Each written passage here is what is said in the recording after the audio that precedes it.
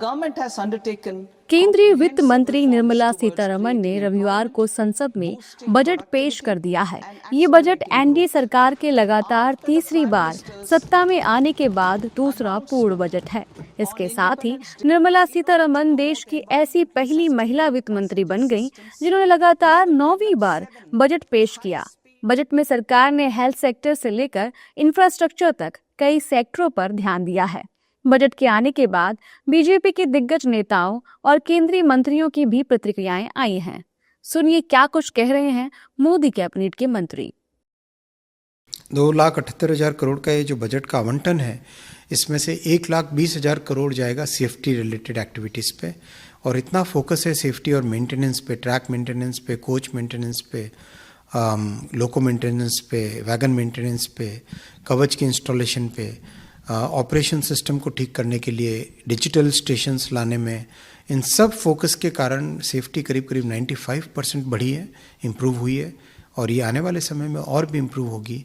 और जिस तरह से बहुत ध्यान देके हर एक चीज़ के रूट कॉज में जाके उनको सॉल्व किया जा रहा है, उससे माननीय प्रधानमंत्री जी का जो विकसित रेल बनाने का, विकसित भारत में विकसित रेल बनाने का संकल्प है, वो पूरा होगा। On every sector of the Indian economy, it's a budget for every citizen, सबका साथ and सबका विकास, सबका विश्वास और सबका प्रयास।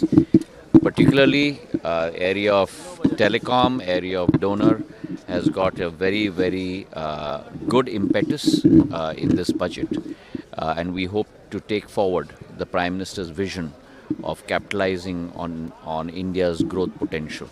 You have seen a growth of close to 7.5%, a complete control on inflation coming down to 1.7%, a huge jump in capital expenditure from 2 lakh crore to almost 11 lakh crore this year. Budget एक holistic budget है और विकसित भारत का budget है, नरेंद्र मोदी के सोच का budget है। ये किसानों के लिए है, टेक्सटाइल का बजट। हमने 5 करोड़ लोगों को रोजगार दिया है, आने वाले दिन में हम फिर रोजगार देंगे, और न्यू एज फाइबर में 1 करोड़ किसान मजदूर को, और फिर इधर भी बजट में वो तो हमारे जो विकास दर है हमारी, उसको भी स्वीकार नहीं करते। अब आप इंटरनेशनल एजेंसियां वो कहती है कि भारत 7% से ज़्यादा ग्रोथ रेट से विकास कर रहा है, वो तो नहीं मानते। हमारी पर कैपिटा इनकम भी बढ़ रही है, डेटा नीति आयोग कह रहा है, वो नहीं मानते। 25 करोड़ लोग गरीबी को परास्त करके गरीबी से बाहर आए, वो नहीं मानते। तो उनका क्या करें?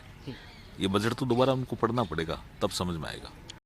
वित्त मंत्री निर्मला सीतारमण ने रेलवे, सड़क, हेल्थ, आईटी, कृषि और ग्रामीण विकास समेत तमाम मंत्रालयों के लिए बड़े बड़े ऐलान किए हैं। विदेश मंत्रालय के बजट में भी इजाफा किया गया है। जहां एक तरफ सत्ता पक्ष बजट की तारीफ करता नहीं थक रहा, वहीं बजट पर पूरा इंडिया अलायंस एक साथ फायर है। विपक्षी नेताओं ने बजट पर जमकर नाराजगी जताई है। राहुल गांधी, मल्लिकार्जुन खड़गे, भगवंत मान, अखिलेश यादव समेत कई नेताओं ने बजट को आम लोग की उपेक्षा करने वाला करार दिया है।